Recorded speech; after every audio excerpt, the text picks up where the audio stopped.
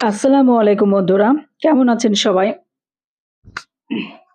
আশা করি আল্লাহর অশেষ রহমতে সবাই ভালোই আছেন। তো কাছে বা দূরে যে যেখান থেকে আমার এই ভিডিওটি দেখছেন, তাদের সবার প্রতি শ্রদ্ধা এবং ভালোবাসা জানিয়ে নতুন একটি ভিডিও নিয়ে আসছে আপনাদের মাঝে। তো আশা করি ভালো লাগবে। পুরো ভিডিওটি দেখবেন। এখন যেহেতু ঈদ চলছে আরকি। তো ঈদের স্পেশাল আরকি ফিরনিটা রান্না করলাম আমি। তো সেটাই আপনাদের সঙ্গে আমি দেখানোর চেষ্টা করছি। তো আপনারা যদি এইভাবে ফিরনি রান্না করেন, তাহলে আর প্যাকেট ফিরনি কিনে রান্না করতে হবে না। ঘরে বসেই আপনারা প্যাকেটের স্বাদ পেয়ে যেতে পারেন।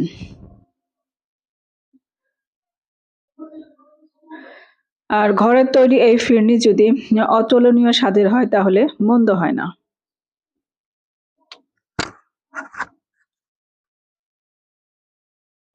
আর যারা আমার চ্যানেলটি নিয়মিত দেখেন, যারা একটু হলেও হয়তো পছন্দ করেন, আমাকে সাপোর্ট করেছেন, তাদেরকে অসংখ্য ধন্যবাদ জানাচ্ছি। আর যারা সাবস্ক্রাইব করেননি, তারা দেখতে থাকুন। হয়তো আমার কোনো না কোনো ভিডিও বা কোনো না কোনো অংশ ভালো লেগে যেতেও পারে। তো পুরো ভিডিওটি দেখার আমন্ত্রণ জানাচ্ছি আপনাদেরকে।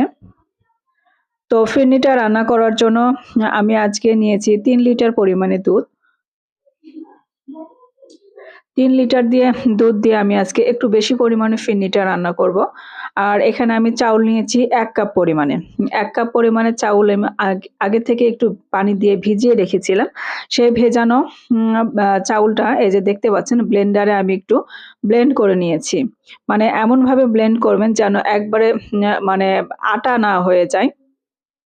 এই যে দেখতে পাচ্ছেন আধা ভাঙ্গা যেন হয়। চাউলটা আপনার এই যে এরকম আধা ভাঙ্গা হবে। তো এইভাবে করে ব্লেন্ডারে করে নিতে পারেন অথবা কারো যদি ব্লেন্ডার না থাকে সেক্ষেত্রে আপনারা পাটায় একটু আধা ভাঙ্গা করে চাউলটা করে নিতে পারেন। তো আমি এখানে আ ১/২ লিটার দুধ দিয়ে আ চাউলটাকে আমি একটু ব্লেন্ড করে নিয়েছি। আর এখানে আমি দিয়েছি ১.৫ লিটার পরিমাণে দুধ। তার মানে এখানে ২ লিটার পরিমাণে দুধ দিয়ে আমি ফিরনিটা এখন আপাতত সিদ্ধ করতে দিয়েছি। আর পরে আ শেষের দিকে আমি ১ লিটার পরিমাণ দুধ দিব ফিরনিতে আবার। তো দেখতে থাকুন। আমি কোনটা কোন পরিমাণে দিচ্ছি। আমার এই পরিমাপগুলো যদি আপনারা মেনে চলেন, তাহলে আপনাদের ফিরনি হবে পারফেক্ট। তো ফিরনিটা রান্না করার জন্য আমি এখানে দিয়ে দিলাম ২ টো তেজপাতা। ২ টা থেকে ৩ টা তেজপাতা দিবেন। আর ৪-৫ টা পরিমাণে লবঙ্গ দিয়ে নিচ্ছি। আর দারুচিনি দিবেন। আমার কাছে এই মুহূর্তে দারুচিনিটা ছিল না। সেক্ষেত্রে আমি দিতে পারিনি। তো ১ ইঞ্চি পরিমাণে ২ টো দারুচিনি দিবেন। আর এখানে দিয়ে দিচ্ছি চা চামচের ৪ ভাগের ১ ভাগ লবণ। যেকোনো মিষ্টি খাবারে আপনি যদি লবণ ব্যবহার করেন, তাহলে কিন্তু সেই মিষ্টি খাবারের স্বাদটা অনেক গুণে বেড়ে যায়। তো এই যে দেখতে পাচ্ছেন আমার চাউলটা কিন্তু সিদ্ধ হয়ে গেছে। আমি যেহেতু আধা ভাঙ্গা করে নিয়েছিলাম আর পানিতে যেহেতু ভিজিয়ে রেখেছিলাম ০.৫ ঘন্টার মতো, তো চাউলটা সিদ্ধ হতে কিন্তু আমার বেশি সময় লাগেনি। এখন আমি দিয়ে দিচ্ছি চিনি। আপনারা যে যেমনটা মিষ্টি খেতে পছন্দ করেন সেটা বুঝেই দিবেন আরকি। আর কেউ যদি চিনির পরিবর্তে কনডেন্স মিল্ক দিয়ে রান্না করতে চান তাহলেও ভালো হবে। তো আমি আজকে চিনি দিয়ে রান্না করছি।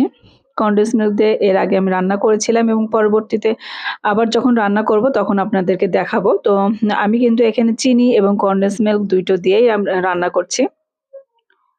তো কনডেন্স মিল্ক আমি এখানে দিয়ে দিলাম ৩ টেবিল চামচ পরিমাণ।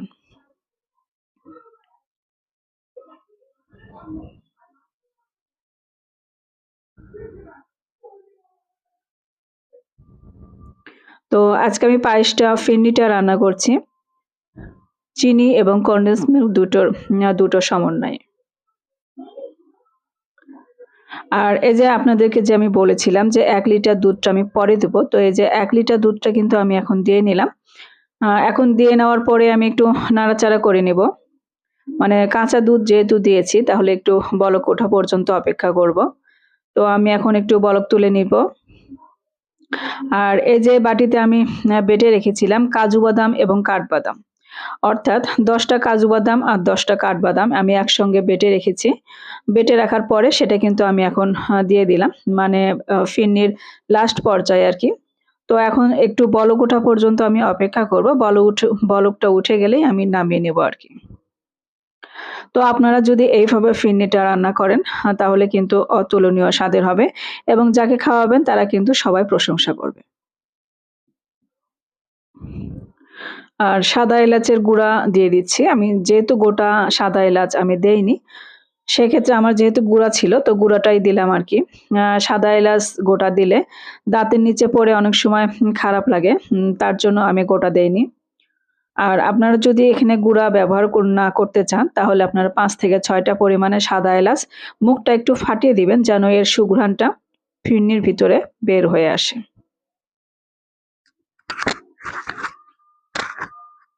আমার ফিরনিটা রান্না কিন্তু হয়ে গেছে দেখতে পাচ্ছেন। আমি শেষের পর্যায়ে চলে এসেছি এখন। এখন এই শেষ মুহূর্তে কিন্তু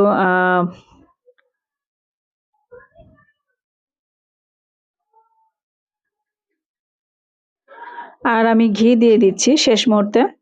ঘি দেওয়ার পরে একটু নাড়াচাড়া করে নামিয়ে নেব। ঘি দিলে এর ফ্লেভারটা আরো বেশি ভালো আসে এবং বিয়েবাড়ির যে ফিরনির ফ্লেভারটা সেটা কিন্তু আপনারা পাবেন। তো সেক্ষেত্রে কিন্তু আপনারা ঘি এবং কাজু বাদাম, কাঠবাদাম এগুলো দেওয়ার চেষ্টা করবেন তাহলে বিয়েবাড়ির স্বাদের ফিরনিটা হবে। আর দিয়ে দিচ্ছি সামান্য একটু কেওড়া জল। সামান্য একটু বলতে এখানে 1/2 চা চামচ দিয়েছি। যেহেতু আমার বাসায় এত স্ট্রং ফ্লেভার পছন্দ করে না। সেজন্য আমি হালকা ফ্লেভার করার জন্য 1/2 চা চামচ পরিমাণে দিয়েছি। এখন এই যে নাড়াচাড়া করে একটু জাল দিয়ে নিয়েই হয়ে গেল আমার মজাদার ফিরনি। তো এভাবে বাসায় রান্না করবেন এবং ট্রাই করার পরে কেমন লাগলো আপনাদের কাছে কমেন্ট করে কিন্তু জানাবেন। আর আমি এখন এই যে সার্ভ করার জন্য একটা পাত্রে তুলে নিচ্ছি।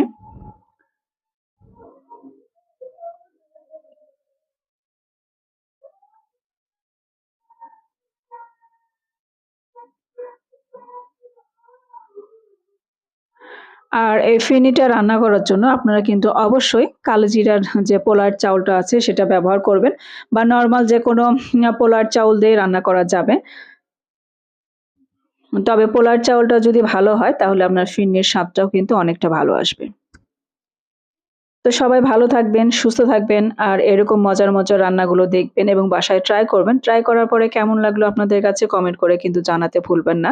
আপনাদের এতটুকু উৎসাহ, উদ্দীপনা এবং ভালো লাগলে আসলে আমাদের অনেক ভালো লাগে। আমরা যেহেতু অনেক কষ্ট করে কাজ করি। আ YouTube এ যেহেতু আমরা আপনাদের জন্যে কাজ করতে এসেছি, আপনাদের অনুপ্রেরণা পেলে ভালো লাগে কাজ করতে। তো সবাই ভালো থাকবেন, সুস্থ থাকবেন। আল্লাহ হাফেজ।